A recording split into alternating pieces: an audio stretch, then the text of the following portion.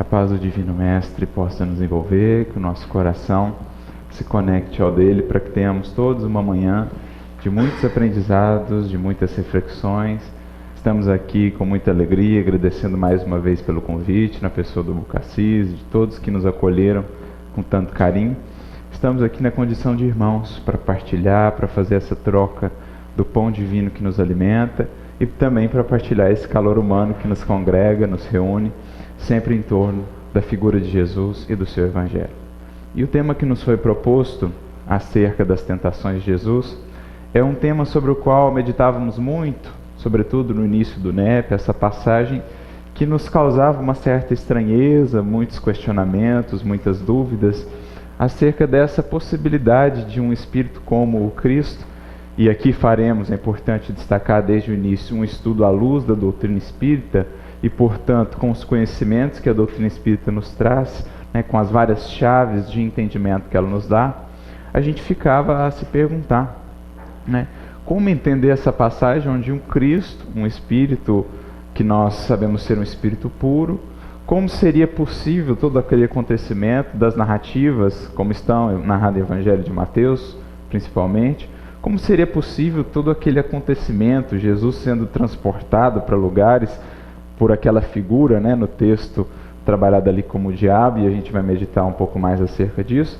Então isso nos causava muitas dúvidas, muitas dificuldades de entendimento, mas a bênção do estudo vai fazendo justamente isso conosco, vai abrindo portas, vai trazendo novas compreensões, vai trazendo como que as peças do quebra-cabeça, para que paulatinamente, gradativamente, a gente possa ir construindo um entendimento mais lúcido e mais profundo acerca da passagem.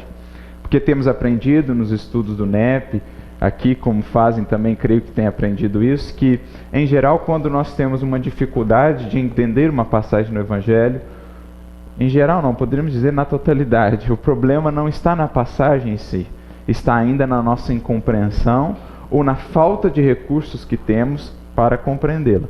Sejam recursos que a doutrina espírita irá nos proporcionar, sejam recursos, e Kardec ressalta a importância disso também, de conhecimento daquela própria cultura, daquele contexto, do arcabouço literário da primeira revelação, que traz muitas chaves de entendimento para muitas das passagens do Evangelho, do Novo Testamento. Jesus com frequência se reporta ou faz referência ao Antigo Testamento, de modo que não conhecer pelo menos uma base, não ter um entendimento mínimo acerca daquele contexto, daquela cultura, muitas vezes nos limita também no entendimento mais profundo das lições, enfim. A gente vai percebendo que então o problema não está na passagem em si. Quantas vezes ou quantos corações às vezes vemos dizem, não, essa passagem foi um acréscimo, essa passagem a gente tem que menosprezar, perdendo às vezes a oportunidade grandiosa de colher ali lições, porque falta-nos ainda essa humildade da busca, do aprofundamento, essa perseverança em bater a porta da lição para que a lição enfim se abra ao nosso coração, fornecendo os tesouros que ela traz. E não é diferente com essa passagem. Então, a primeira vez que fizemos essa reflexão, fizemos como que naquele espírito de gratidão por ter conseguido encontrar aí um caminho, dos vários entendimentos que cada lição de Jesus proporciona, mas conseguimos encontrar um caminho para uma reflexão um pouco mais aprofundada dessa passagem. Então resolvemos compartilhá-la. Mas para que a gente inicie o nosso estudo, eu vou lê-la, para que então a gente possa ir trazendo os elementos que aos poucos vão trazendo uma compreensão mais profunda. Então a gente trouxe o texto de Mateus, lá no capítulo 4, bem no início da tarefa de Jesus, antes de se dirigir a Galiléia e convocar ali os discípulos, Jesus passa pelo deserto, fica ali 40 dias, segundo a narrativa do evangelista Mateus, capítulo 4, versículos 1 a 11. Está dito assim: Então foi conduzido Jesus pelo Espírito ao deserto, para ser tentado pelo diabo. E tendo jejuado 40 dias e 40 noites, depois teve fome. E chegando-se a ele o tentador, disse: Se tu és o Filho de Deus, manda que estas pedras se tornem em pães. Ele, porém, respondendo, disse: Está escrito, nem só de pão viverá o homem, mas de toda palavra que sai da boca de Deus. Então, o diabo o transportou à cidade santa e colocou-o sobre o pináculo do templo, e disse-lhe: se tu és o Filho de Deus, lança-te daqui abaixo, porque está escrito, que aos seus anjos dará ordens a teu respeito, e tomar-te-ão nas mãos, para que nunca tropeces com o teu pé em alguma pedra. Ele cita aqui o Salmo 95. Disse-lhe Jesus: também está escrito, não tentarás o Senhor teu Deus. Novamente, transportou o diabo a um monte muito alto, e mostrou-lhe todos os reinos do mundo, e a glória deles. E disse-lhe: tudo isto te darei, se prostrado me adorares. Então disse-lhe Jesus: vai-te, Satanás, porque está escrito, ao Senhor teu Deus adorarás, e só a Ele servirás. Então o diabo o deixou, e eis que chegaram os anjos e o serviam. Essa é a passagem. Uma passagem, no primeiro olhar, de certo modo, causa uma impressão, né? Causa até um certo espanto essa relação, essa interação desse ser aqui, ou dessa condição aqui chamada diabo com o Cristo. Mas então a gente vai agora usar das ferramentas da doutrina espírita para ir construindo o entendimento acerca da passagem. E o primeiro ponto é refletir acerca da própria natureza de Jesus. Porque a pergunta que nos fica é: seria possível Jesus ser submetido a tentações? Seria possível um espírito inferior ter tamanha ascendência sobre um espírito do porte do Cristo? Porque nós aprendemos o que acerca da natureza de Jesus com a doutrina espírita, renovando, é claro, a concepção do Cristo que secularmente a humanidade tem tido, né? Nós temos basicamente duas correntes. Aquela que deriva da teologia tradicional, em que Cristo é colocado no mesmo patamar do próprio Deus, sendo uma das pessoas da Trindade. A doutrina espírita vai renovar essa nossa visão, mostrando-o não como Deus, mas também como uma criatura, como nós outros. Existem também aquelas outras visões que consideram o Cristo apenas como mais um homem comum, mais um homem com boas ideias, mais um filósofo com algumas ideias interessantes. A doutrina espírita também nos vai mostrar ele num patamar não tão, digamos, rasteiro. Vai nos mostrar ele como um espírito, como nós, mas já muito adiantado no processo evolutivo ao qual todos nós estamos submetidos. Então, nem tanto ao céu, nem tanto à terra. A doutrina espírita vai nos apresentar o Cristo na sua verdadeira condição. Espírito, porém, é um espírito muito adiantado. Um Cristo, ou um espírito puro na definição que nós temos. E aí me recordo de uma mensagem interessante que está na Revista Espírita, duas mensagens, na verdade, de fevereiro de 68. Uma de Lacordaire e outra de um espírito anônimo, em que eles vão falar ali da natureza dos Cristos ou dos chamados Messias. E nessa mensagem do espírito anônimo, ele diz que um Messias é um ser que atingiu o mais alto grau da hierarquia celeste. Ou seja, um espírito já na condição de espírito puro, que por ter chegado nesse patamar foi admitido nos conselhos do Altíssimo, de quem recebe diretamente o pensamento, e que se torna daí por diante, um Messias, um ser infalível, mesmo enquanto encarnado. Então veja, parecemos aqui entrar já em contradição com o que estamos lendo da passagem. Um Messias ou um Cristo é um ser infalível. Um ser que já se libertou, já se despojou de todas as imperfeições humanas, de todas as manchas ou as maculações do seu espírito. E, portanto, já inacessível a essa falibilidade ainda humana. Acrescenta-nos também Kardec e os Espíritos no Livro dos Espíritos, na questão 100, quando fala da escala espírita, a condição dos espíritos puros, que é aquele último grau da escala, diz lá Kardec, que esses espíritos já não têm mais a suscetibilidade ou o apego ou a influência da matéria e naturalmente de todas as tentações e de todo o apego decorrente da matéria. Portanto, já não são mais acessíveis a essas tentações ou a essas influências da matéria. Então, a reflexão acerca da natureza do Cristo já nos demonstra por si só a impossibilidade de que as coisas tenham ocorrido da maneira como aqui estão descritas. Pelo menos não no sentido de termos factuais, vamos dizer assim.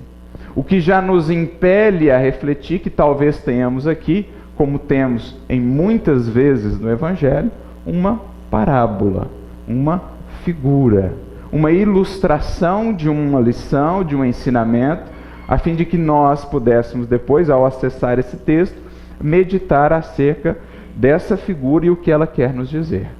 E de fato, quem vem confirmar isso para nós é ninguém menos do que um dos evangelistas, um dos discípulos diretos de Jesus, que no livro A Gênese, que porventura este ano completa o seu sesquicentenário, os seus 150 anos, lá no capítulo 15, quando se comenta ali dos chamados milagres e etc. do Evangelho, à luz da doutrina espírita, é claro, João Evangelista, lá no item 43, vem comentar justamente essa passagem, a tentação de Jesus. 53, perdão.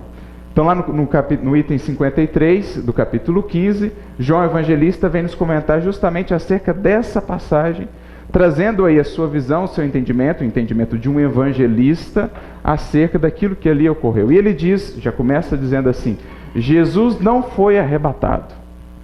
Já começando a nos confirmar de fato essa hipótese que já deduzimos pela própria reflexão acerca da natureza de Jesus, que o que ali nós temos é uma parábola, uma encenação simbólica que queria nos trazer algumas lições acerca dessas dificuldades que todos enfrentaríamos enquanto aqui na nossa jornada espiritual.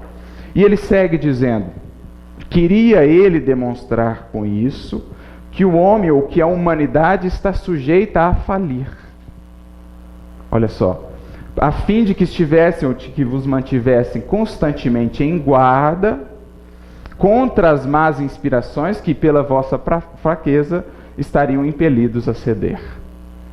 Então veja, Jesus queria nos ilustrar com essa passagem, e os evangelistas narrando essa passagem simbólica, essa figuração, queriam nos deixar ali um alerta de que nós todos, na condição de humanidade, no nosso processo de busca pela evolução espiritual, pela libertação com Cristo, estaríamos sujeitos a experienciar essas más inspirações, a fim de que pudéssemos nos preparar, nos precaver, nos conservar em guarda contra essas más inspirações, a fim de que não cedêssemos a essas fraquezas humanas ainda. E ele então conclui, né? O que nós temos, a tentação de Jesus, é uma figura, e seria, pois, muita cegueira de nossa parte tomá-la ao pé da letra.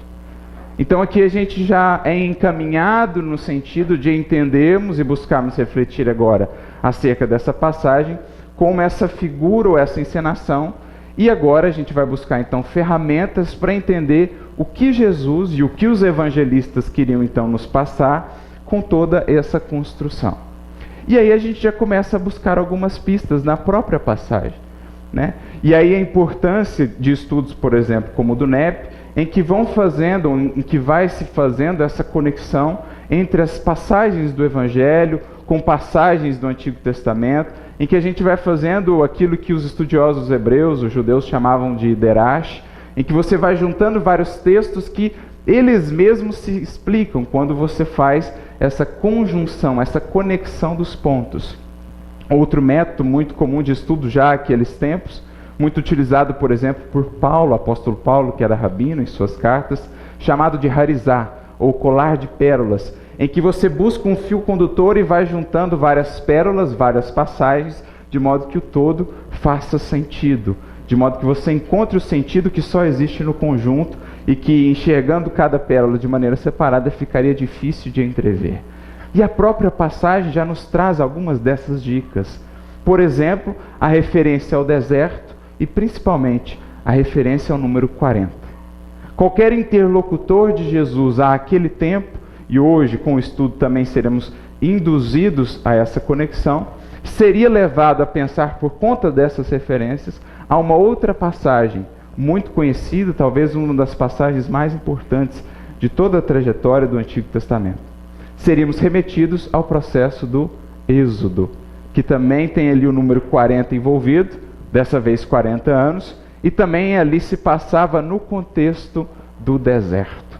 Então a gente percebe que há uma vinculação direta, ou há um apontamento dessa vivência ou dessa parábola para aquela história, para aquele acontecimento narrado lá no segundo livro do Pentateuco, chamado Êxodo. E a gente vai ver então os pontos de conexões, porque na medida que aprofundamos o estudo e o ensinamento, vamos perceber que também lá, o povo que fazia aquela jornada, guiado por Moisés, passou, como Jesus, por 3 tentações principais. E aí a gente já tem mais um ponto de conexão. O povo lá passa por 3 tentações. O Cristo aqui passa por 3 tentações. O povo lá tem uma postura, uma atitude perante as 3 tentações. O Cristo aqui terá uma outra postura, uma outra posição diante das 3 tentações. Então nós começamos a entrever que Jesus quer, de certo modo, reviver aquela passagem, mostrando uma nova postura, uma nova conduta adequada a cada um de nós diante das tentações nas quais o povo lá atrás faliu. Porque assim se deu de fato. E esse é um dos principais assuntos, por exemplo, da carta de Paulo aos Hebreus. Vai ele se fixar muito na reflexão em torno daquela jornada pelo deserto, mostrando os equívocos do povo e mostrando a correção que o Cristo vem dar aos equívocos. E por que essa vinculação à passagem do Êxodo? Aqui a gente, de novo, é convidado a refletir para todo aquele acontecimento de um ponto de vista mais elevado. Muito do que temos no Antigo Testamento é, na verdade, também uma figura, um símbolo, como o próprio Emmanuel vai falar no livro A Caminho da Luz, no capítulo 7, quando fala que os textos dos profetas israelitas são como que um monumento secreto parcialmente decifrado da ciência secreta dos hebreus. Enfim, símbolos que vão sendo ressignificados na medida em que vamos ganhando entendimento. E o Êxodo não é diferente. É um dos principais símbolos do Antigo Testamento. E a doutrina espírita vai nos trazer alguns elementos para a gente olhar para toda aquela passagem, como falei, de um ponto de vista mais elevado. Primeiro, meditando no que representava Israel naquele contexto. Sempre que nós lemos, os textos, as profecias, parece que há uma centralidade ali em torno de Israel, do povo de Israel, mas nós somos convidados agora a olhar de um modo mais abrangente. E aprendemos com Emmanuel, por exemplo, no livro O Consolador, questão 262, que na verdade o povo de Israel, daquelas narrativas bíblicas, é uma figura, uma miniatura em escala reduzida da humanidade inteira. O que eles passaram, o que aconteceu com eles, é na verdade uma figura do que acontece ou do que se processa com a humanidade como um todo, no seu processo de busca de libertação, no seu processo de aproximação do Criador e da vivência das suas leis.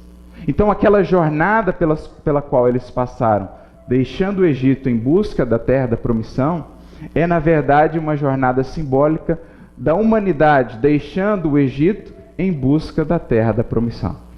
E agora, o que significaria essa jornada deixando o Egito em busca da terra da promissão?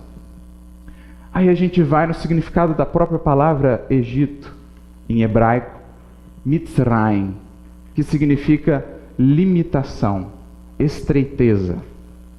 Uma vida estreita, uma vida limitada. O Egito era o símbolo de uma vida ainda aquém das infinitas possibilidades da vida espiritual. Uma vida ainda muito distante da vida abundante proposta pelo Cristo. A vida livre do Espírito. O Egito era, portanto, o símbolo da humanidade ainda vivendo muito aquém de suas possibilidades, apegada à materialidade, apegada à limitação e à estreiteza dos seus sentidos físicos, porque ainda adormecida para os seus infinitos potenciais espirituais. Isso é o que representava o Egito.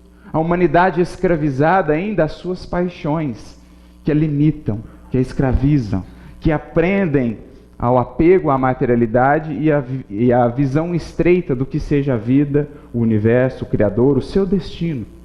Essa é a simbologia do Egito, do qual nós temos sido gradativamente libertados por meio de um processo pedagógico coordenado na Terra pelo Espírito que nós conhecemos por Cristo. As gradações da revelação divina que vem sendo atualizada ou incrementada na medida em que o espírito humano vem ganhando mais entendimento, mais condições para lidar com maiores compreensões.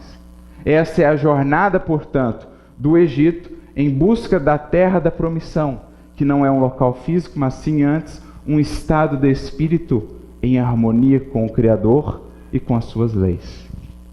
Por isso me recordo de uma fala do mestre de Paulo, Gamaliel, quando Paulo busca, após a sua conversão, antes de ir ao deserto. Paulo vai buscar uma orientação com Gamaliel, e Gamaliel, já demonstrando essa sua capacidade de espírito muito à frente do seu tempo, em termos de visão e entendimento, ele se diz para Paulo, ele volta para Paulo e diz assim: Paulo, nas minhas reflexões solitárias, tenho chegado a concluir que a terra prometida, na verdade, é o Evangelho de Jesus. Buscar essa terra da promissão é buscar, então, a vivência que o Evangelho nos propõe. Buscar essa terra da promissão é a grande jornada libertadora que o Evangelho propõe à criatura humana, deixando a escravidão aos sentidos e às paixões em busca da sua harmonização na vivência com Deus, que é o Evangelho. E aí ele diz assim: adaptarmos-nos ao Evangelho, Saulo, ainda a época era Saulo, na verdade é iniciar uma jornada, é descobrir um novo país cuja grandeza se perde no infinito da nossa alma. Olha que bonito isso. O que ele está dizendo é que aquele êxodo do povo lá atrás, na verdade, é o símbolo da jornada que a alma e a humanidade iniciam na medida em que se propõe a seguir o Evangelho. Jornada de libertação. Por isso o nome do Cristo em hebraico, Yeshua, significa Deus salva, Deus liberta. A proposta da vida do Cristo é essa proposta de uma jornada que inicia-se pelo deserto em busca da terra prometida que está dentro de nós, dos infinitos potenciais e mananciais divinos que aqui estão, embora desconhecidos ainda por muitos de nós. Essa é a jornada do Êxodo, que foi iniciada por Moisés. Mas lembremos, na história, Moisés não finda a jornada, ele não consegue chegar até a terra da promissão. Ele passa o bastão para outro, que vem dar continuidade ao que ele iniciou. O nome desse outro, Josué, em hebraico, o mesmo nome de Jesus, Yeshua. Como já nos figurar também que era um processo contínuo, sabemos, administrado pelo Cristo, que enviou todos os missionários em todas as culturas e civilizações, mas que é o responsável no mundo espiritual e que no momento adequado vê Ele próprio dar continuidade e abrir os caminhos da humanidade a essa terra prometida, a qual Ele já alcançou, porque já cruzou Ele o seu deserto, já chegou Ele à sua terra da promissão. Por isso vem nos guiar e nos orientar nessa jornada. Isso é o êxodo que lá está escrito no Antigo Testamento. Já nos mostrando então que refletir sobre essas tentações, que Jesus aqui revive aquela trajetória do êxodo, é refletir sobre a trajetória de cada um de nós em busca dessa libertação espiritual. E que, como o povo passou por aquelas tentações e dificuldades, nós também haveremos de passar por elas. São 3 das dificuldades mais patentes que cada um de nós vivenciará nesse processo por seguir a Jesus em direção a essa terra da promissão. Então o símbolo, o acontecimento é ressignificado. O próprio Gesiel, o próprio Estevão, no livro Paulo e Estevão, já trazia esse entendimento. No seu discurso perante o Sinédrio, ele diz: um dia vocês compreenderão que para Deus Israel é a humanidade inteira.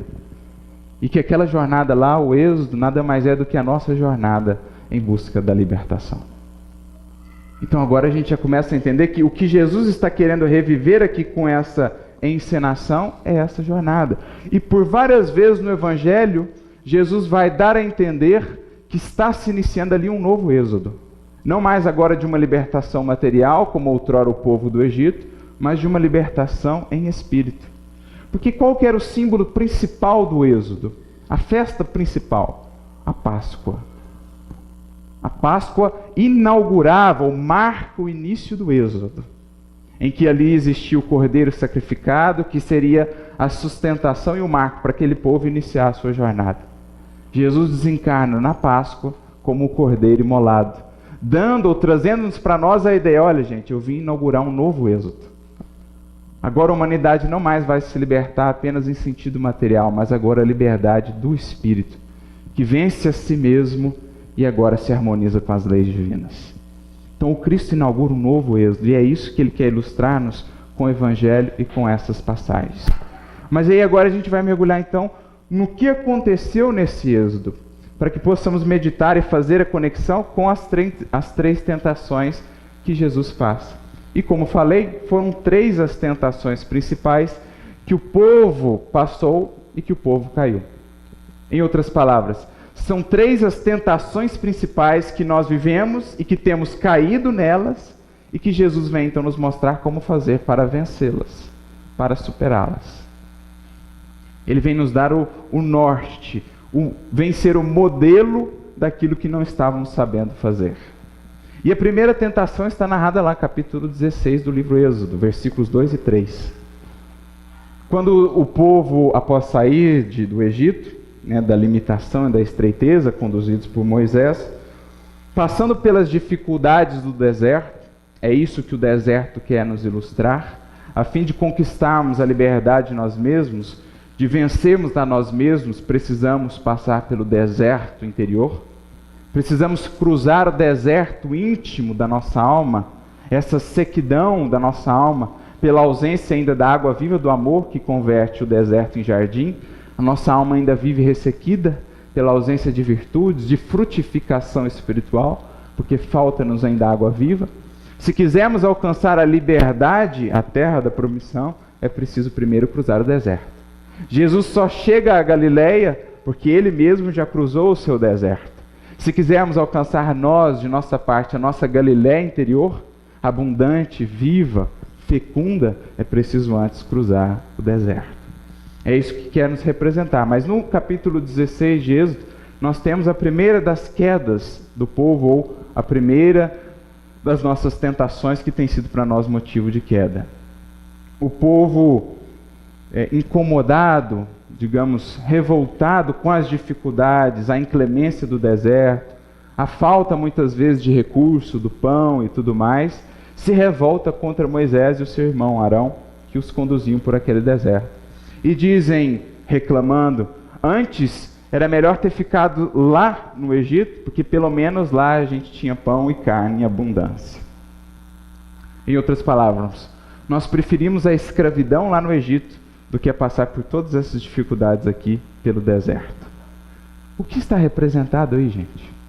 Se não algo que muitos de nós vivemos quando iniciamos essa jornada interior por vencer a nós mesmos. Quando começamos a enfrentar essas dificuldades mais prementes, mais pungentes da jornada de autodescobrimento, muitos de nós pensam assim: o que eu fui fazer mexer com esse negócio de autoconhecimento? O que eu fui mexer com o espiritismo? Era melhor eu ter ficado lá, porque antes a vida lá era tranquila. Não faltava pão, não faltava carne. Em outras palavras, os sentidos estavam bem atendidos, a vivência materializada estava tranquila. Mas quando a gente inicia essa jornada, internamente as coisas começam a aparecer. Os problemas, as dificuldades. E a tendência de muitos de nós é voltar.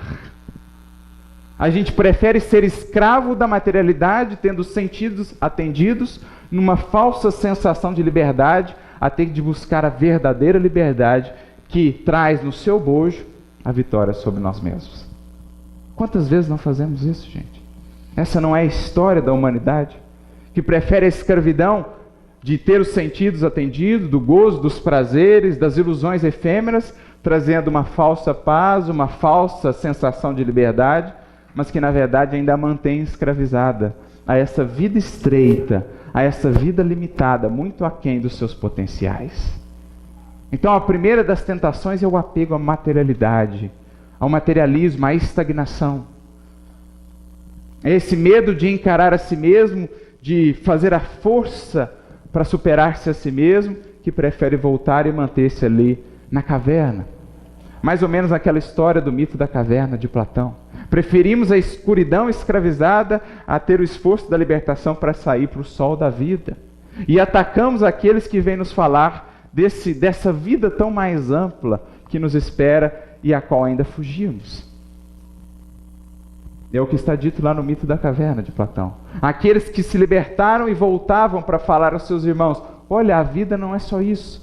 A vida não é só essas sombras que a gente vê no fundo da caverna. A vida é muito maior do que isso. Há um sol, o sol da verdade, aguardando por nos iluminar lá fora. Venha conosco. O que nós fizemos ao longo dos séculos com esses que voltaram para nos falar, olha, isso não é a vida. Isso é apenas sombra do que é a vida. O que aconteceu com esses indivíduos ao longo dos séculos? Martirizados, torturados, atacados, caluniados, difamados. Mas foram eles, aos poucos, os que nos semearam as sementes da libertação. Principalmente o Cristo. Quando nos falou deste reino, recebeu como nossa devolução, como nossa resposta, a cruz.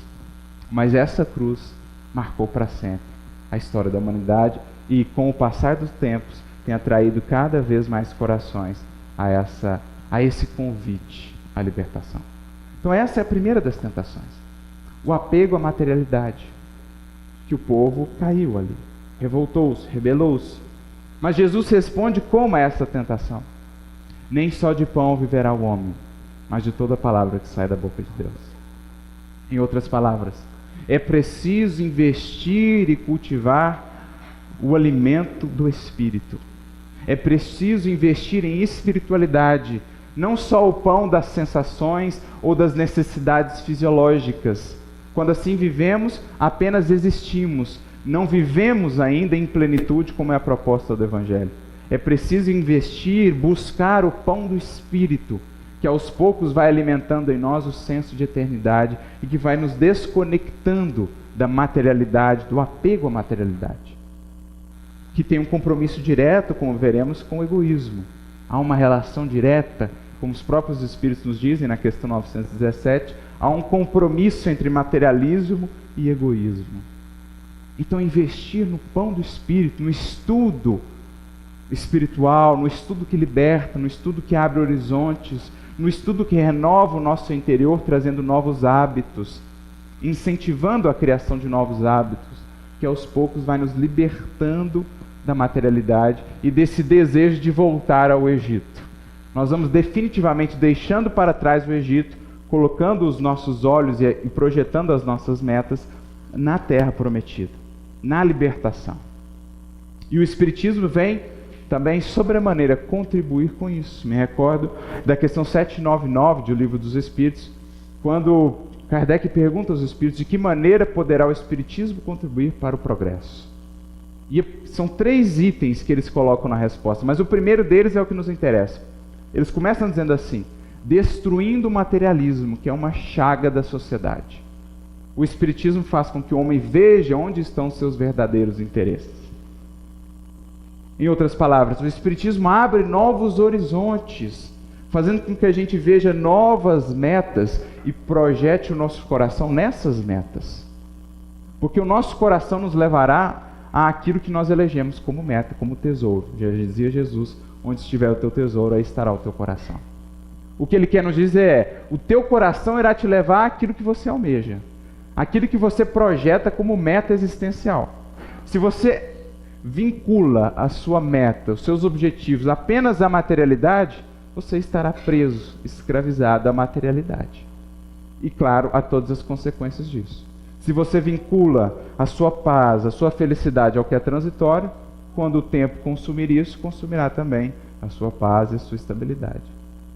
Por isso as conquistas materiais, as felicidades baseadas em conquistas materiais são tão efêmeras, porque sujeitas ao tempo, à deterioração. Mas quando projetamos nossas metas principais no reino do Espírito, aí temos uma construção sólida. Sólida para resistir aos reveses da vida, sólida para resistir ao passar do tempo. Como dizia Jesus, constrói-se sobre a pedra. Pode vir a tempestade, a ventania que for, será uma construção sólida. Então essa é a primeira das grandes tentações, para a qual o Evangelho, a postura de Jesus vem nos alertar, e também o Espiritismo, que nada mais é do que a complementação, a explicação do que já estava em princípio no Evangelho. Essa é a primeira das tentações. A tentação do materialismo, a tentação da estagnação, a tentação da preguiça, do autoconhecimento, de avançar pelas sendas do deserto.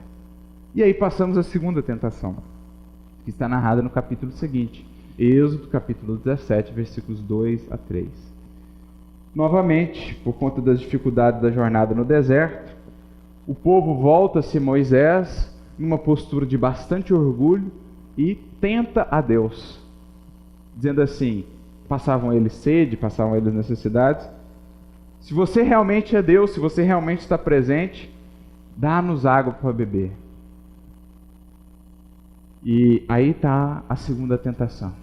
É a postura da criatura humana que começa a se colocar acima de Deus, dizendo a Ele o que Ele deve fazer, como Ele deve proceder, e não se colocando na posição de aprendiz, de humildade, para aprender com Ele qual a sua vontade que nos liberta. É a criatura que usurpa a condição do Criador e passa a dar a Deus ordens, colocando-se acima dele. Foi isso, inclusive, que esse diabo, essa figura aqui na passagem, intentou fazer com Cristo, né, de maneira simbólica. Pula daí, porque está dito que ele vai salvar você. Em outras palavras, faz o teste, testa a Deus, faz com que ele se mostre mesmo, exija dele um sinal para que ele mostre que é Deus mesmo. E é o que muitas vezes nós fazemos na nossa vida. Queremos impor a nossa vontade ao Criador, queremos nos colocar, nos sobrepor à vontade dele, queremos nos colocar acima dele, dizendo o que ele tem de fazer, como ele tem que agir, qual a proposta para a nossa vida, mas raras vezes nos dispomos a nos colocar naquela posição de humildade a fim de tentar ouvir o que ele está nos querendo ensinar com as situações que nos chegam. Muitas vezes, ou na grande maioria das vezes, dirá Emmanuel, queremos falar a Deus, mas poucas vezes queremos ouvi-lo. Na grande maioria das vezes queremos nos sobrepor às lições do Evangelho, mas não queremos nos colocar na posição de seguidores das lições do Evangelho. Me recordo inclusive da fala de Jesus, né?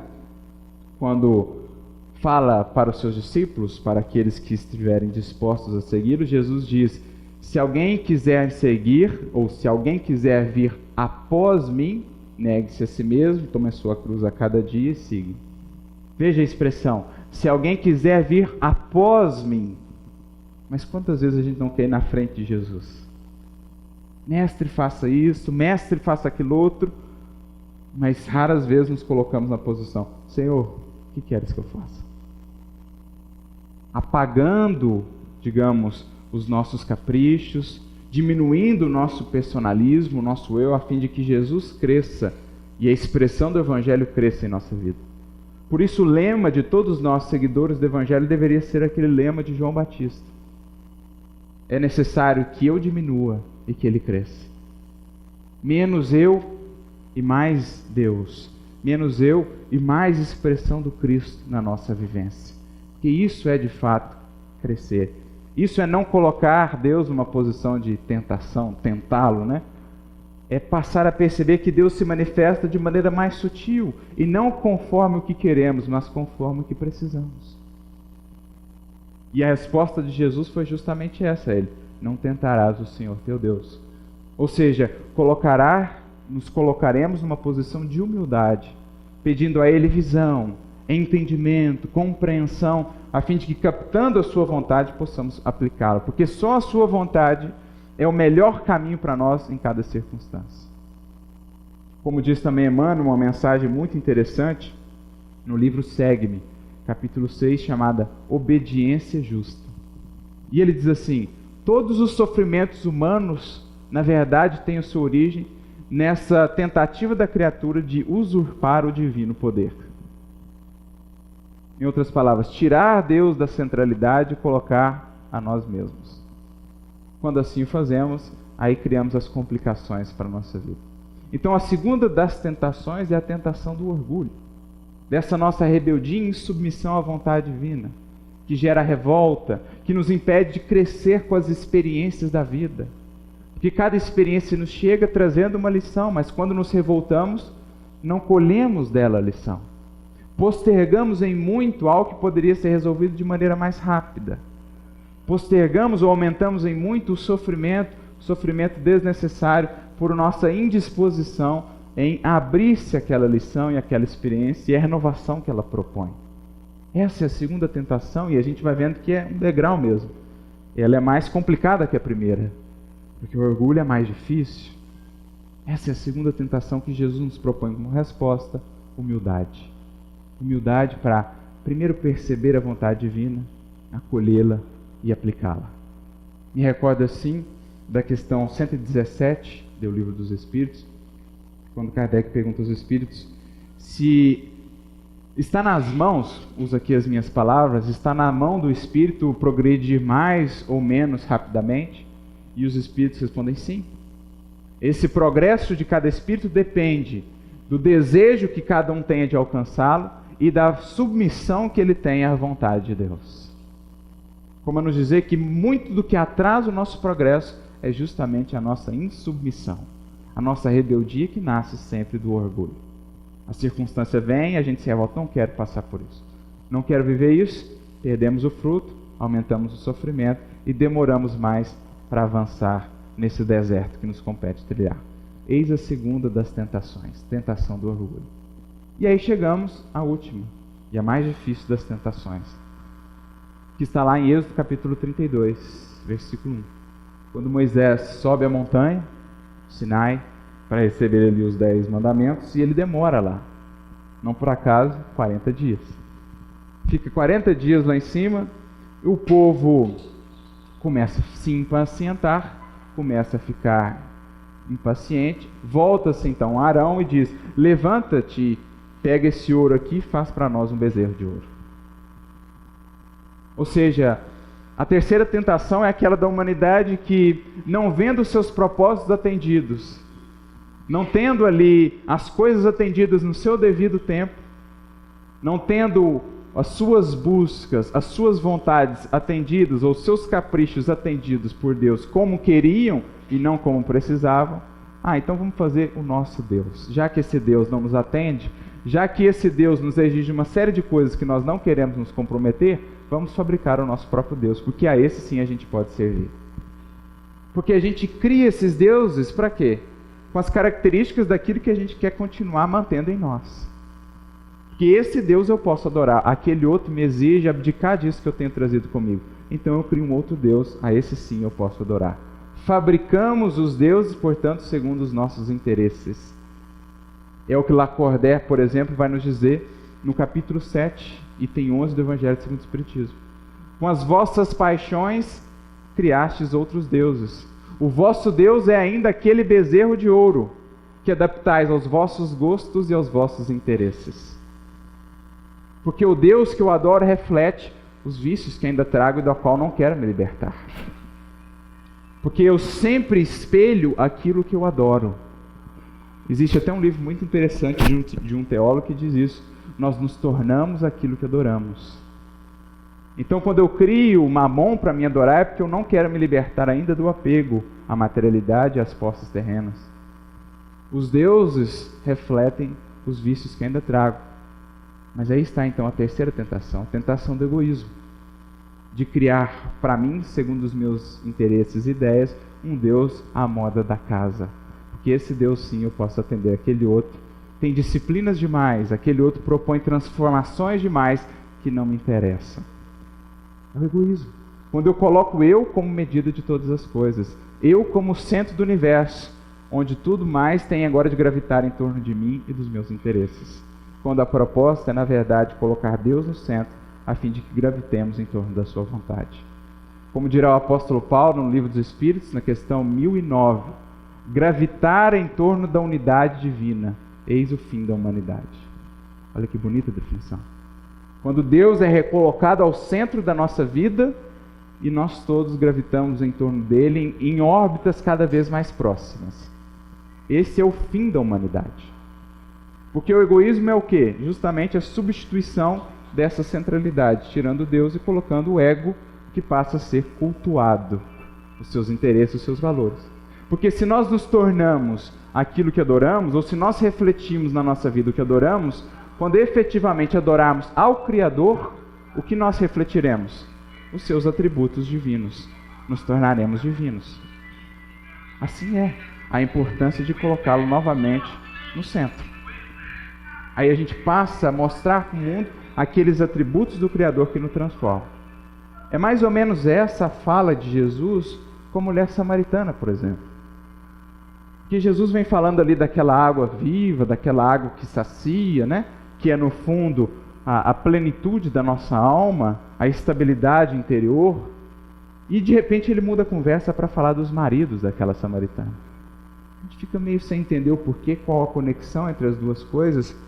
Mas na verdade Jesus está falando, a samaritana ali representa a alma humana que até então não havia efetivamente se unido ao propósito divino. Porque em hebraico a palavra Baal significa tanto marido como também deuses. Ela significa na verdade senhores. Então foi traduzido por maridos, mas na verdade a samaritana é um símbolo da humanidade que tem tido muitos deuses, mas ainda não o Deus Criador como união definitiva. Porque aquele encontro no poço prenuncia, na tradição bíblica, uma união, um casamento.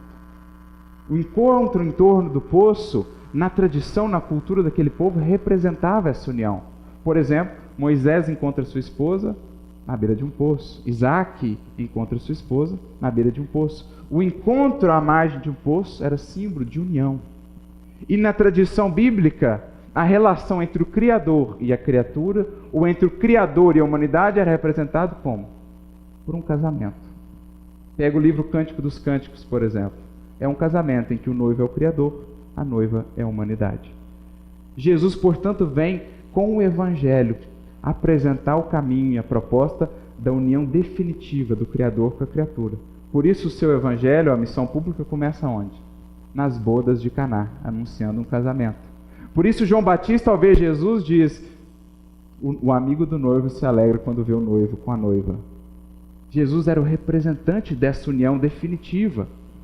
E a samaritana ali somos nós, a humanidade que tem tido muitos deuses, maridos, mas não ainda a união definitiva com o Criador.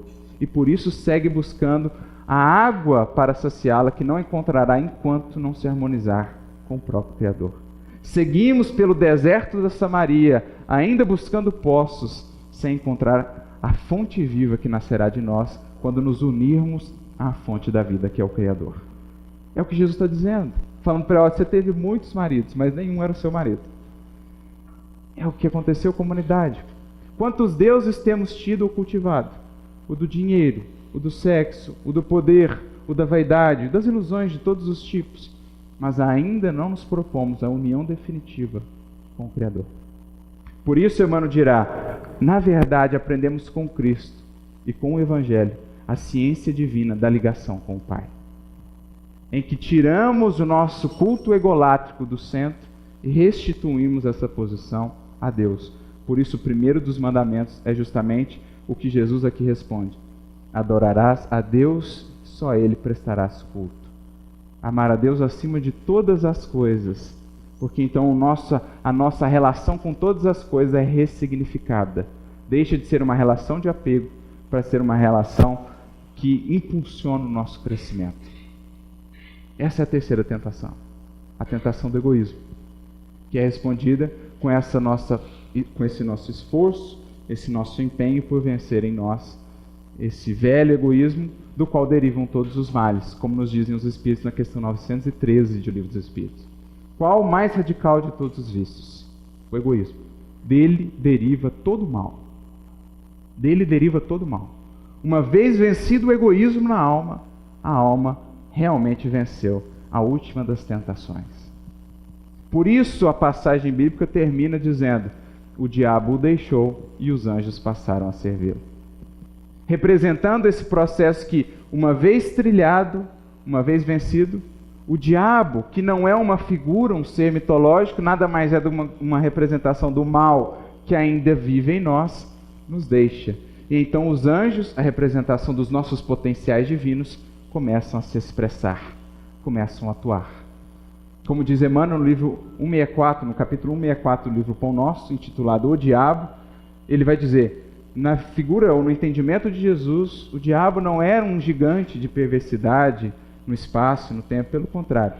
Era apenas uma referência ao próprio homem, quando ainda preso, escravizado aos seus sentimentos inferiores. Uma vez vencida a tentação, a última delas, o diabo haverá, enfim, deixado de encontrar espaço internamente. Claro, as influências negativas exteriores não encontrarão mais raiz em nós para lançar ali os germes, as sementes das tentações. E aí a gente superou realmente o deserto em busca da efetiva integração com o Criador. Então são essas as 3 dificuldades principais às quais todos estaremos submetidos nessa jornada em busca da autoconquista, da liberdade interior. Mostrando que, se ainda passamos por tentações, é porque ainda há em nós aspectos a serem trabalhados. Porque às vezes as tentações são enxergadas apenas de uma perspectiva negativa, mas são também um grande instrumento de conhecimento interior. Porque identificamos que nesse quesito ainda precisamos melhorar, ainda precisamos nos aperfeiçoar. Porque em verdade as tentações só encontram espaço em nossa alma porque encontram internamente ainda repercussão. Como já dizia Tiago na sua carta, capítulo 1, versículo 14, cada um é tentado quando atraído e engodado pelas suas próprias concupiscências. Em outras palavras, a tentação nasce de um desejo que ainda existe e que ainda não foi superado, de um vício que ainda existe interior e que a tentação vem exteriorizar, mostrando onde a gente deve focar a nossa atuação. Em vigilância, em trabalho e em oração, a fim de não cairmos em tentação, como o próprio Jesus diz no seu Evangelho. Vigiai e orai para que não caísem em tentação.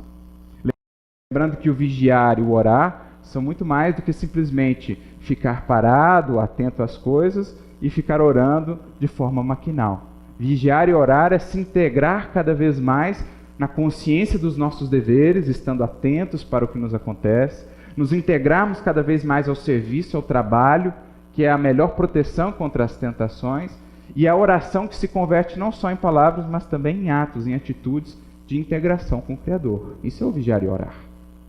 É tornar também cada atitude nossa uma oração e nos harmonizarmos com o trabalho que ocupa a nossa mente de maneira atenta, estarmos conscientes do que acontece ao nosso redor. Me recordo do caso que aconteceu com Paulo e João Marcos. João Marcos ainda novo, inexperiente. Quando as viagens começaram a ficar difíceis, ele começou a desanimar, a dar espaço para ideias deturpadas e tudo mais. O que Paulo fez? Colocou o menino para trabalhar. E falou assim para Barnabé: o serviço no bem é a muralha defensora contra as tentações.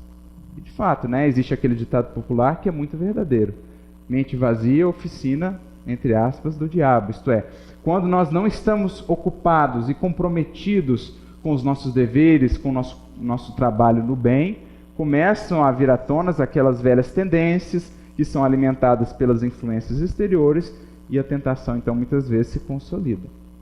Então, a melhor maneira de nos defendermos é isso. Por isso, a importância de olhar para as tentações como essa escola da alma, que vai aos poucos nos educando, mostrando, esse ponto aqui ainda está frágil, preciso investir mais aqui em trabalhar isso.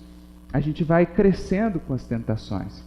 Por isso diz Tiago também nesse mesmo trecho da carta, agora no versículo 12, bem-aventurado o homem que sofre a tentação, porque quando for provado, receberá a coroa da vida.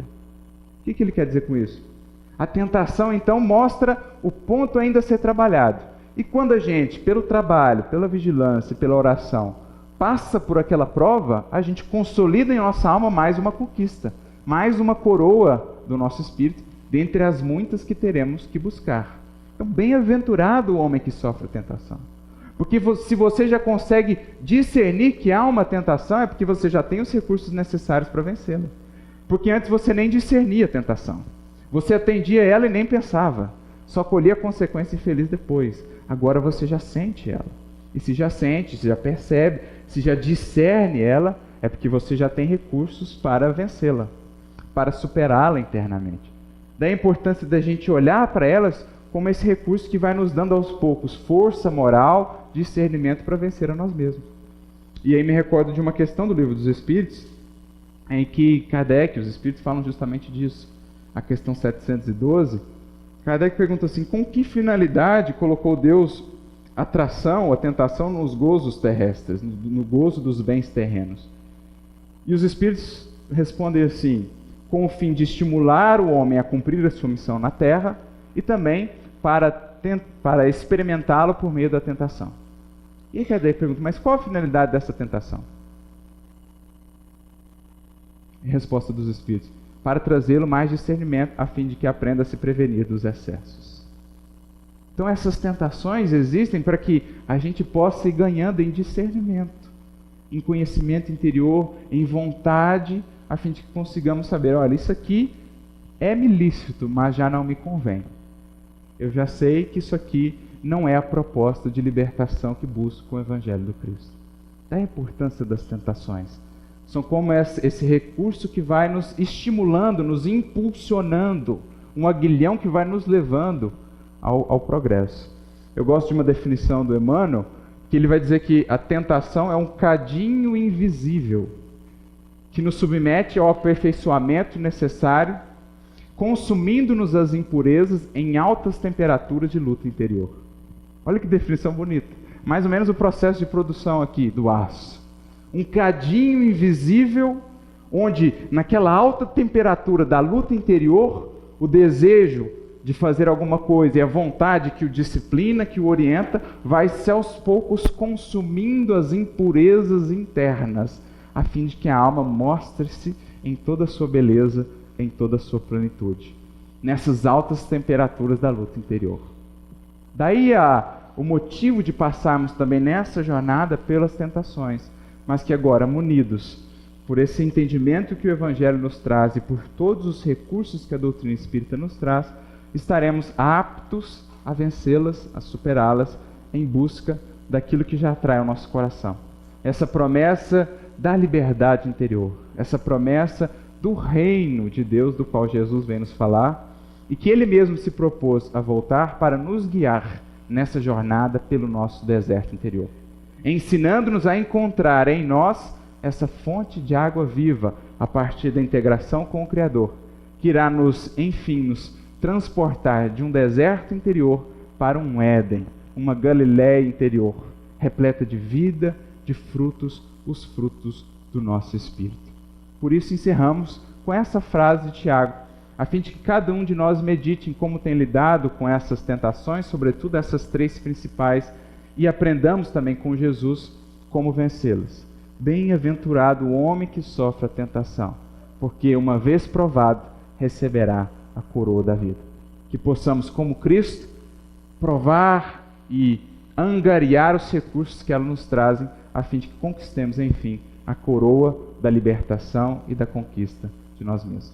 Que Jesus nos abençoe a todos nessa jornada, muita luz e muita paz. Bom, gente, então como o Caio já falou, realmente foram muitas perguntas, gostaria de agradecer, todas perguntas muito boas, muito inteligentes, e peço perdão desde já se não der para atender todas aqui, a gente pode conversar depois, mas enfim, tentei também agrupar algumas que eram similares para a gente tentar fazer uma resposta só, para a gente poder ganhar algum tempo, né?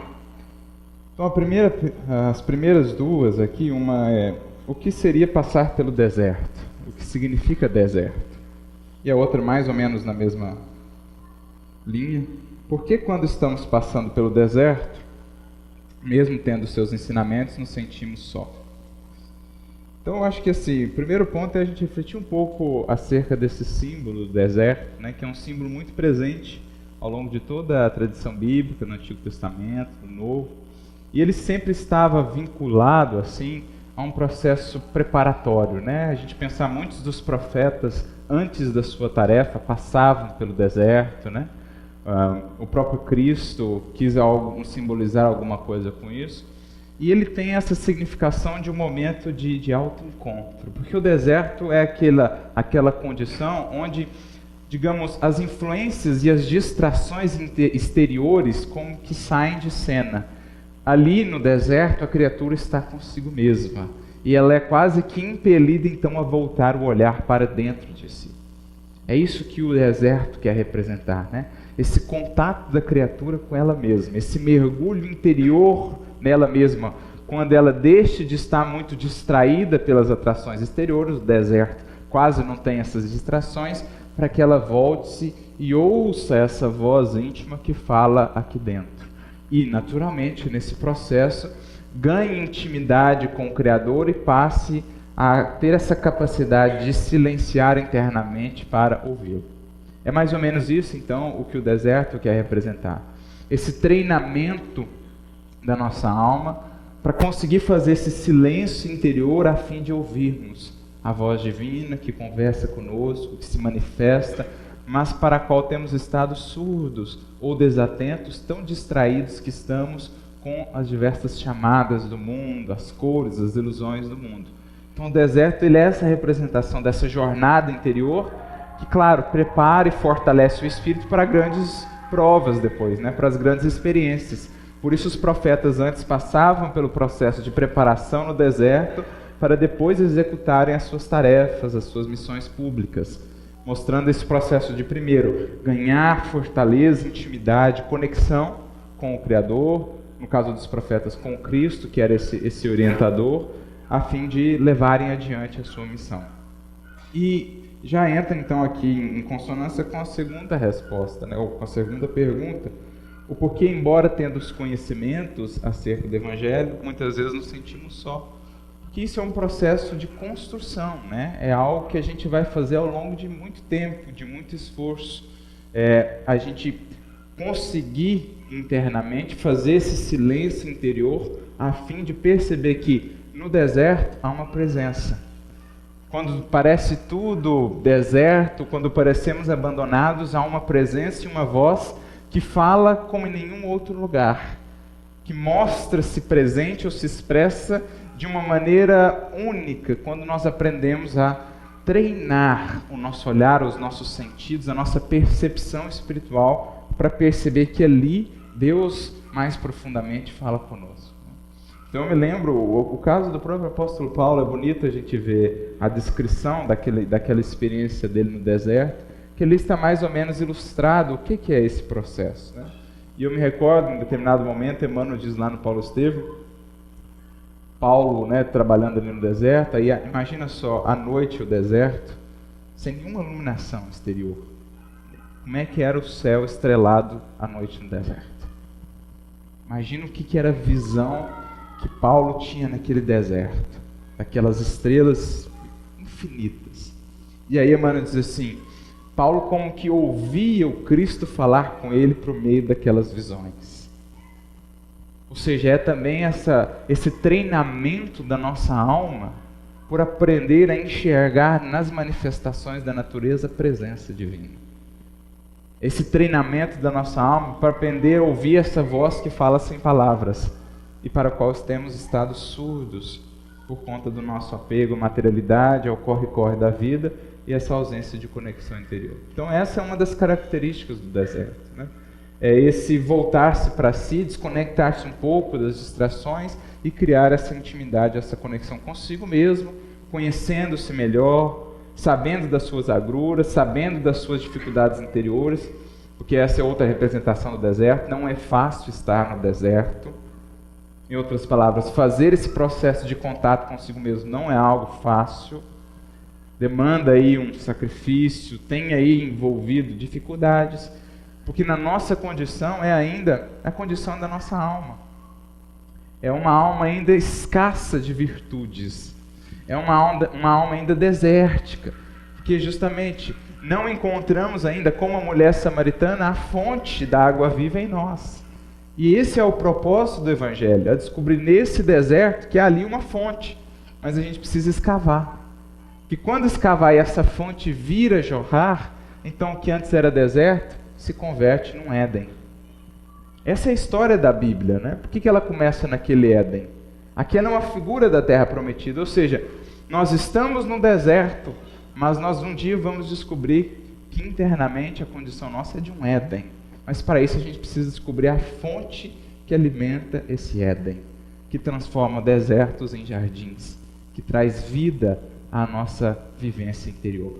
E essa fonte é a fonte do amor, que o Cristo vem nos ensinar a escavar esse deserto para encontrá-la. E quando a encontrarmos, então nunca mais sentiremos sede, ou seja, teremos encontrado em nós mesmos a fonte da saciedade que tanto buscamos satisfazer nas coisas do mundo.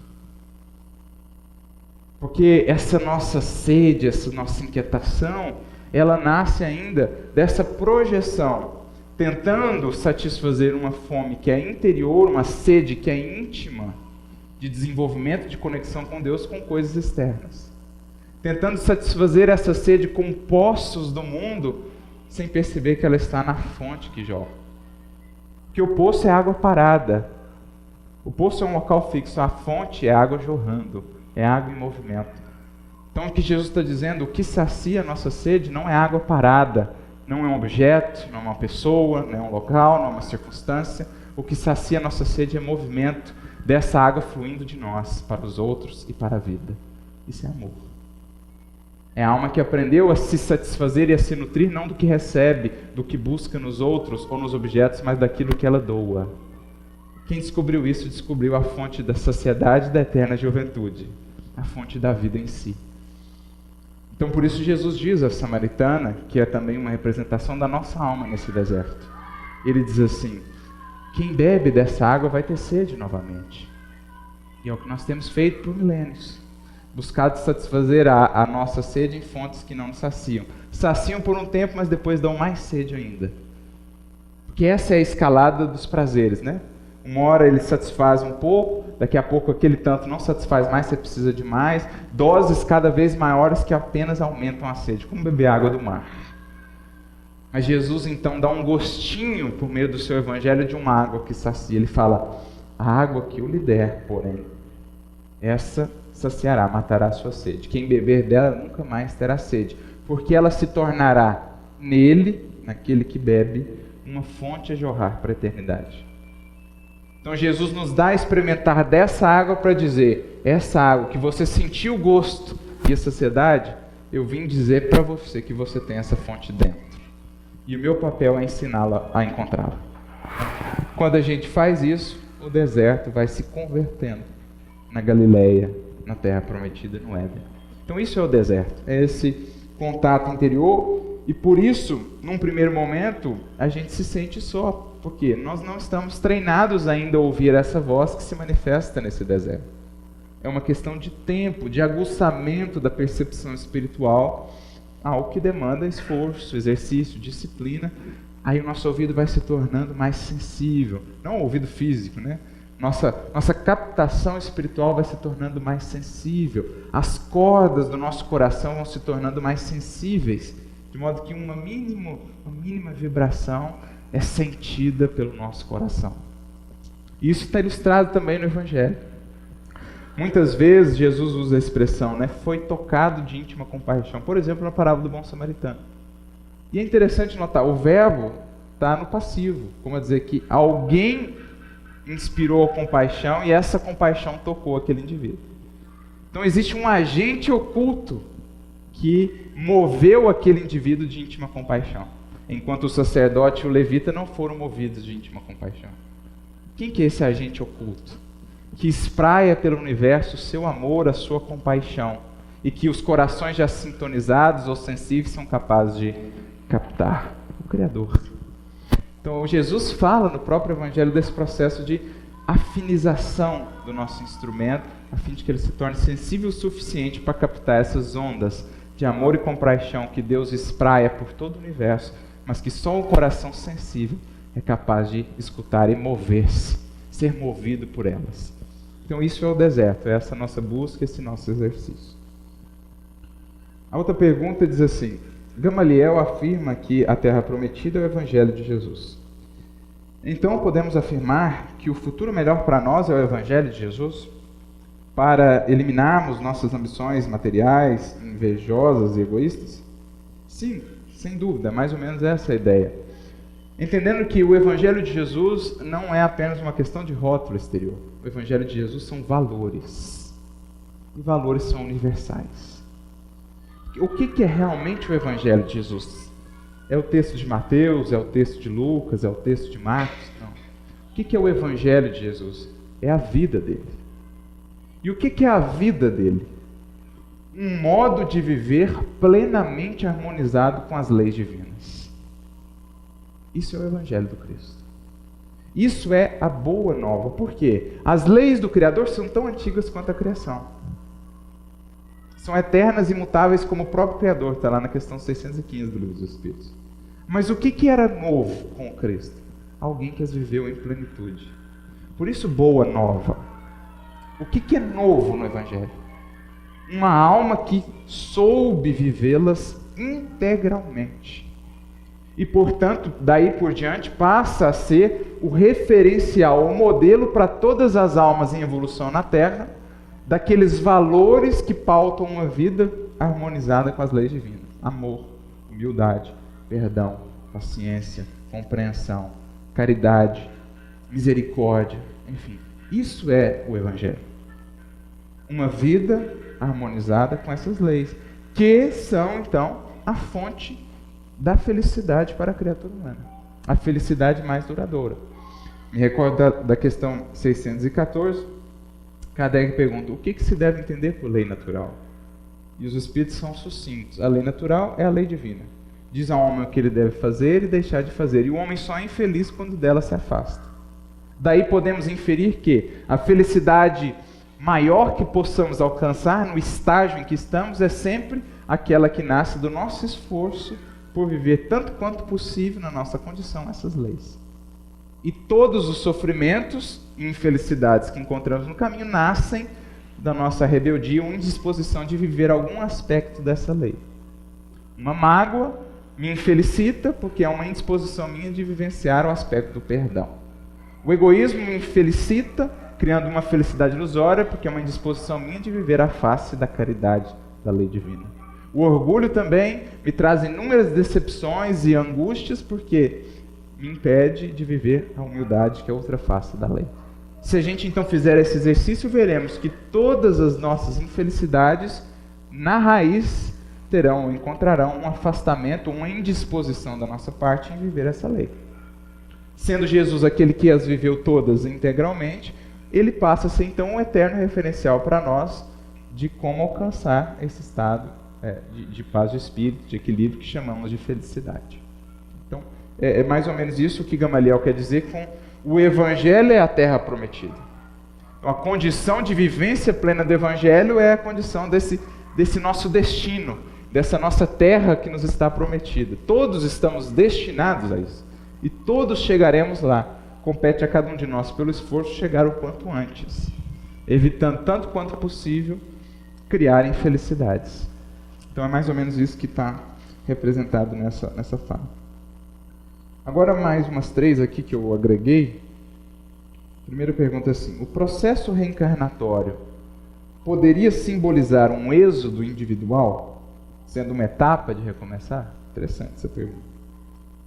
Qual deve ser a nossa bagagem nessa travessia do deserto? O homem, desde que chega à Terra, é levado a consolidar em si a vida material, a família, a profissão, o trabalho, para a sobrevivência. Como sair dessa vida tão estreita para o êxodo espiritual? Então, as 3, de um certo modo, vão tratar desse êxodo, e da nossa experiência aqui enquanto encarnados nesse processo. A primeira pergunta, que fala do êxodo individual e fala do processo reencarnatório, é interessante, porque no êxodo, lá na narrativa bíblica, o que acontece? Eles vão jornadeando pelo deserto e, ora, eles acampam em tendas, eles entram em tendas, depois desmontam a tenda e seguem também caminhando. Então, o processo do êxodo lá é descrito como um processo de alternância, né? De ora em tendas, ora fora das tendas, ora em tendas, ora fora da tenda. E o mais interessante é que a palavra tenda, tanto no hebraico, mas principalmente no grego, tenda ou tabernáculo é a mesma palavra para corpo físico. Ou seja, essa jornada é uma jornada que ora fazemos numa tenda, ora fora de uma tenda, ora numa tenda, ora fora de uma tenda, o que nos remete naturalmente àquele conceito que Kardec apresenta no Livro dos Espíritos de espírito errante, que é aquele que ainda não chegou na meta. E ele diz, todo espírito errante é um espírito que ainda não é um espírito puro, ou seja, aquele que já venceu toda a jornada e já chegou na terra prometida, o espírito puro.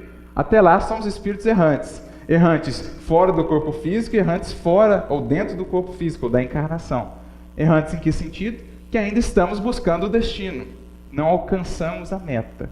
Então é sim um símbolo desse processo de encarnação e transição, né, ora no corpo, ora fora dele, em busca da meta que nos aguarda, que é a terra da promissão.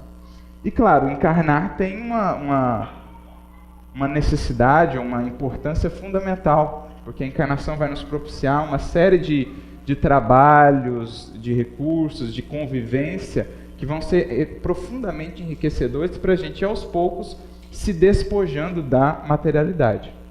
Então a ideia que Jesus vai apresentar não é menosprezar a possibilidade da encarnação, o nosso trabalho aqui, as coisas que aqui fazemos. O que Jesus quer nos dizer é que precisamos fazer tudo isso com a consciência de que daqui não somos. No capítulo 17 de João, Jesus vai falar o que diferencia o seu discípulo daquele que ainda não é. O seu discípulo é aquele que está no mundo, mas já internalizou que não é do mundo. Então ele vivencia as experiências aqui sem se apegar a elas. Ele sabe que elas são meios e não finalidades. Alcançar um título aqui não é um objetivo essencial da minha vida. É um meio de crescer um pouco mais com a possibilidade que aquele título vai me trazer de servir melhor a comunidade.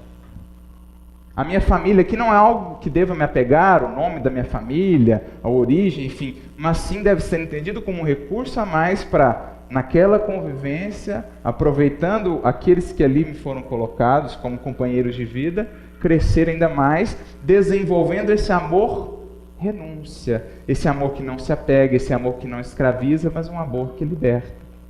Assim a minha profissão, assim a fortuna, os recursos materiais que possam me chegar, assim o meu próprio corpo físico. Então é uma postura de desapego, que a grande problemática que nos faz sofrer na vivência material é o apego. Já nos dizia, por exemplo, o budismo, das 4 grandes verdades do budismo, as 2 primeiras falam disso. Primeiro, há sofrimento.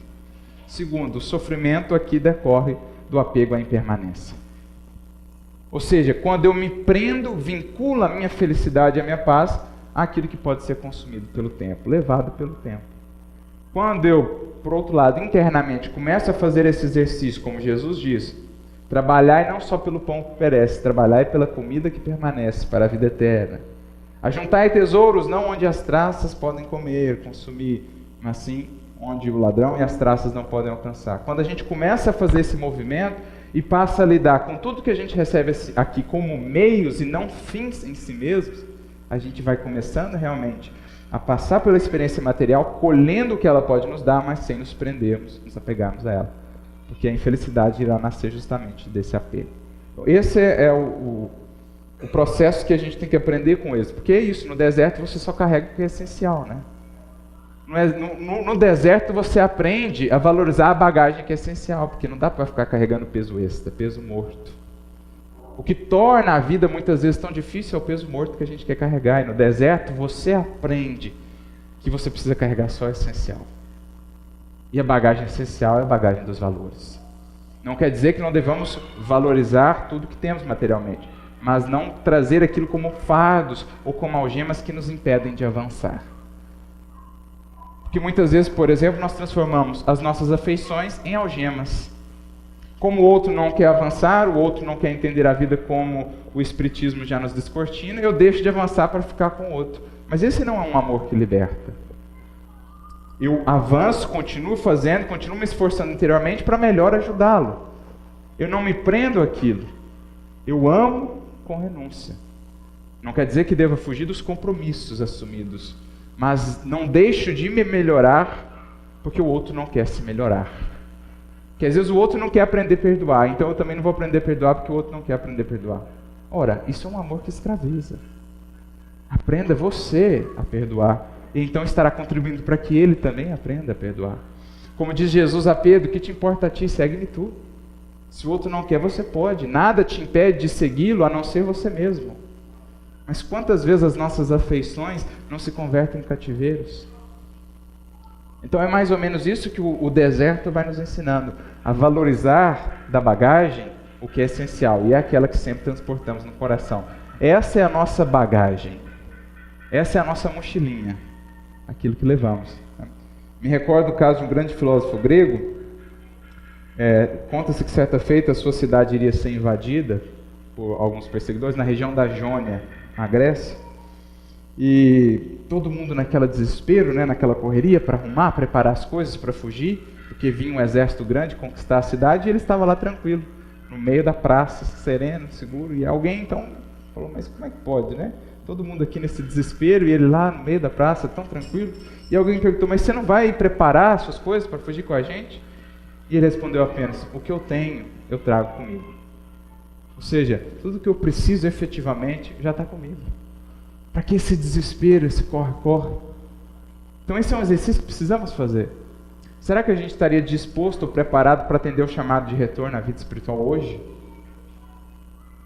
Pelo nível de desespero que um pensamento como esse nos projeta, já dá para a gente imaginar o quanto ainda estamos apegados às realidades transitórias. Agora, pelo nível de paz, de espírito, de conformação com a vontade divina, a gente já consegue meditar melhor se a gente já está mesmo espiritualizado. Né? Como diz também a historinha acerca de Francisco de Assis, certa feita um discípulo seu querendo testá-lo, aproximou-se, Francisco estava cuidando de um jardim, e perguntou assim, Pai Francisco, o que você sabe, o que você faria se descobrisse agora que você morre amanhã? Francisco pensou um pouquinho, voltou-se para ele e disse, nada, continuaria aqui cuidando do meu jardim. Ou seja, sem desespero. Como a dizer assim, já estou pacificado, o que eu tenho já está comigo, o que eu preciso fazer já tenho feito, então se for da vontade que volte amanhã, continuaria aqui cuidando do meu jardim para desencarnar em paz amanhã. Então são reflexões que nos mostram ainda como é que a gente está preparado para essa jornada pelo deserto. Outra pergunta, que virtude, defeito se pode relacionar cada tentação? Uma pergunta interessante mesmo, né? Para a gente resumir então as 3 tentações com as virtudes que lhes são opostas, a primeira, como a gente falou, seria apego. Apego à materialidade, apego aos velhos padrões, aos velhos hábitos, apego. E, em contrapartida, nós temos o desapego, que é a espiritualidade, a espiritualização do nosso ser. Ser é virtude, que Jesus mesmo diz, né? Nem só de pão viverá o homem, mas de toda palavra que sai da boca de Deus. Ou seja, investir em alimentar em nós o que é eterno e não o que é transitório. Espiritualização. A segunda, aquela usurpação do lugar divino, que seria orgulho. É uma sobreposição à vontade de Deus, que é combatida pela humildade. Lembrando que humildade é essa abertura da nossa alma à renovação. É esse senso de realidade acerca de nós mesmos. Ou seja, nem mais nem menos o que eu sou, porque é só quando me encaro como sou, com coragem e humildade, é que me abra a mudança. Reconheço a necessidade de mudar e me disponho a mudar. Isso é humildade. Por isso a humildade é das virtudes a primeira, porque é a base onde se edifica todas as demais. Por isso a primeira lição que Jesus dá no Evangelho é a lição da humildade, nascendo numa manjedoura, como mostrar que a humildade é o berço de todas as virtudes cristãs. Por isso, das bem-aventuranças, capítulo 5 de Mateus, a primeira delas versa sobre humildade. Como dizer que tudo que vem depois precisa primeiro de humildade. Bem-aventurados os pobres de espírito, porque deles é o reino dos céus. Depois, os que choram, resignação. Como é que eu vou ser resignado se eu não sou humilde? Como é que eu vou entender o papel da dor e do sofrimento se eu me rebelo, se eu não sou humilde? Depois, bem-aventurados os mansos. Como é que eu vou ser manso se eu não sou resignado nem humilde? Então há uma conexão. Depois, justiça, os que têm fome de sede de justiça, os justos. Como é que eu vou ser justo se eu não sou manso, se eu não sou resignado, se eu não sou humilde? Eu caio na vingança, eu caio na revolta, eu caio no espírito de devolução do mal com o mal. Depois, misericórdia. Bem-aventurados os misericordiosos. Como é que eu vou ser misericordioso se eu não sou justo, se eu não sou manso, se eu não sou resignado, se eu não sou humilde? Depois, os puros de coração. Como é que eu vou ser puro de coração se eu não sou misericordioso, se eu não sou justo, se eu não sou manso, nem resignado, nem humilde? Por fim, aqueles pacificadores. Como é que eu vou pacificar se eu não sou antes puro de coração, para ver a Deus no outro, apesar das suas imperfeições? Se eu não sou misericordioso, justo, manso, resignado e humilde. Então, a humildade é a base. E por isso ela é tão importante, porque ela é esse antídoto contra o orgulho. Daí também o fato da palavra humildade, no latim como no grego, está muito relacionado à origem da palavra humus, que é adubo, ou seja, uma alma humilde é uma alma fértil. É uma alma aberta às sementes do Evangelho para frutificar. Sem humildade, falta humus, falta adubo para frutificar. E por fim, a terceira das tentações, a mais difícil, a última a ser vencida, portanto, que é o egoísmo, né? A centralização em torno do nosso eu e dos nossos caprichos, que naturalmente é combatida com a caridade. Isto é, quando eu saio do centro e me coloco a serviço do semelhante. Quando eu saio do centro de querer tudo eu para mim, eu quero, eu posso, para pensar nós para nós, como fazer, como servir. Isso é gravitar em torno da lei divina, isso se chama caridade. Nesse exercício eu vou aos poucos vencendo o ego, a centralização do eu, e vencendo a raiz de todos os males que decorrem. Se a gente fizer o exercício em todas, a gente vai ter alguma centralização no nosso eu, em detrimento da lei divina. Então é mais ou menos esse o resumo. E aí ela acrescenta mais uma pergunta, pessoa. Pode-se dizer que a natureza das tentações se altera conforme o nível de evolução do ser? Quanto mais evoluído, mais sofisticada é a tentação? Isso é interessante, porque esses vícios, né, essas dificuldades interiores, a gente não vence elas de uma vez. Então, acho que a melhor figura para ilustrar o processo evolutivo é uma espiral, melhor dizendo. Ou seja, você vence, digamos, essas 3 tentações num patamar. Depois você é alçado a um novo patamar, em que você vai num nível de maior profundidade, passar pelo mesmo ciclo. Assim sucessivamente, em ciclos cada vez maiores, mais abrangentes, até que enfim você consiga sair desse ciclo e realmente alcançar a libertação. Então, de fato, né, você vence um primeiro patamar, depois você entra num novo nível de aprofundamento na sua alma. E aí você vai ver coisas que antes não vinha. E aí você vai iniciar de novo essa jornada e assim sucessivamente. Assim também com as virtudes. Você não vai construir a virtude da humildade de uma vez só. Você constrói um pouquinho de humildade, que já te permite construir um pouquinho de resignação, um pouquinho de mansuetude, um pouquinho de justiça, tal. Depois você volta de novo para consolidar mais ainda essa humildade, e assim sucessivamente até que a gente feche esse ciclo. Então, de fato, há essa espiral de evolução até que a gente deixe de ser errante e efetivamente tenha superado todas essas dificuldades. E eu acho que a última aqui, só para, né, ficou faltando algumas, mas só para a gente encerrar, para entendermos as 3 revelações, seria necessário estudá-las na ordem? Qual a melhor forma de estudá-las? Bom, acho que aqui está muito relacionado até com a proposta de um estudo como o do NEP, né, do Miudinho, de estudos sistematizados, o estudo aprofundado feito pela FEB, né, o EAD, nos seus 5 volumes, ele vai se dedicar a fazer essa visão, a trazer essa visão abrangente de todas as revelações e tudo mais. Mas, é claro, o primeiro esforço para a gente fazer essas conexões é conhecer as 3 revelações. Então, o primeiro ponto é fazer uma leitura, né? Conhecer os textos do Evangelho, conhecer muito bem a codificação, para que a leitura dos textos do Evangelho seja renovada, para que a gente não repita padrões, leituras que secularmente a gente tem tido, que muitos de nós aqui temos lido o Evangelho há séculos, né? Temos sido teólogos, temos sido padres, freiras, então o Evangelho não é um texto assim muito distante para nós, né? Mas a gente tem concepções dele que já passaram, né? Com a doutrina espírita se renova uma série de entendimentos. Então, a gente sempre recomenda, primeiro, estuda muito bem a doutrina espírita. Faz uma base muito boa da codificação, principalmente. Lê toda a obra de Kardec, né? Vê o pensamento kardeciano, a maneira como ele estuda, analisa, com bom senso, ponderação, lógica, para depois você ir esses textos, os evangelhos, e depois ir também ao Antigo Testamento, para ir ganhando primeiro uma intimidade com os textos, para saber do que está sendo falado, né? E aí, naturalmente, na medida que você vai fazendo isso e vai buscando recursos da doutrina espírita e outros recursos que são importantes, e o próprio Kardec fala disso no Evangelho segundo o Espiritismo, são recursos de conhecer um pouco melhor aquela cultura também.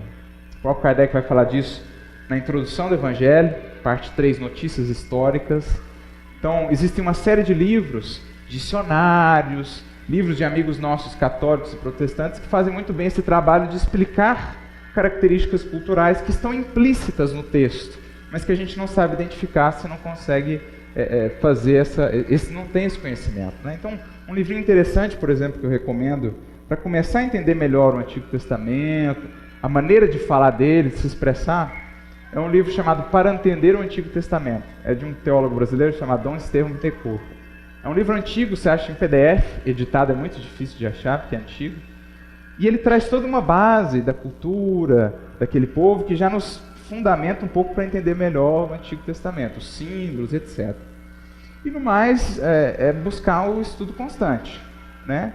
Nós temos, por exemplo, o trabalho do Haroldo, que esclarece muita coisa. Nós temos uma querida companheira católica que está muito vinculada ao movimento espírita, que traz grandes contribuições, muito amiga do Haroldo, que é a irmã Aila, e ela tem um conhecimento vasto em cultura daquele povo e tudo mais.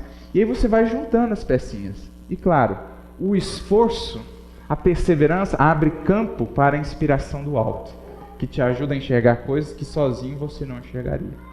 O esforço por viver aquilo melhora a sua conexão inspiradora com eles, que conseguem semear ideias com mais facilidade na mente daquele que se esforça. Daí a importância por perseverar, por continuar, por se esforçar. Quando você bate a porta da lição, persevera, é que ela se abre.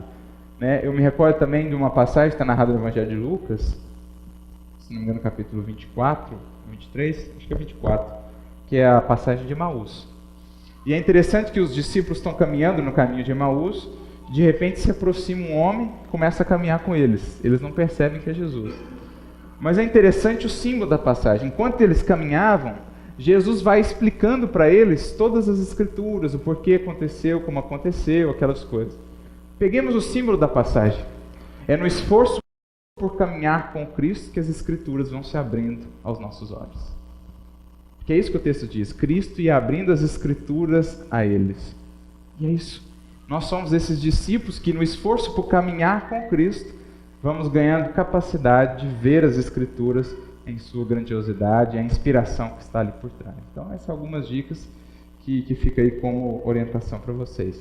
Bom, creio que é isso. As outras, se alguém quiser conversar depois, aí a gente estará disponível, mas muito obrigado pela oportunidade, espero que tenha sido útil as reflexões, que possa ajudá-los a todos na luta contra as tentações que a todos ainda nos visitam, mas que lembremos, enxerguemos cada uma delas como convites para olharmos e conhecermos melhor a nós mesmos e com o auxílio de Jesus, fortalecidos no Mestre e aprendendo, claro, com Ele como vencê-las, possamos superá-las a fim de conquistar a coroa mais valiosa e preciosa de todos, a coroa da conquista de nós mesmos. Que Deus abençoe a todos, muita luz e muita paz.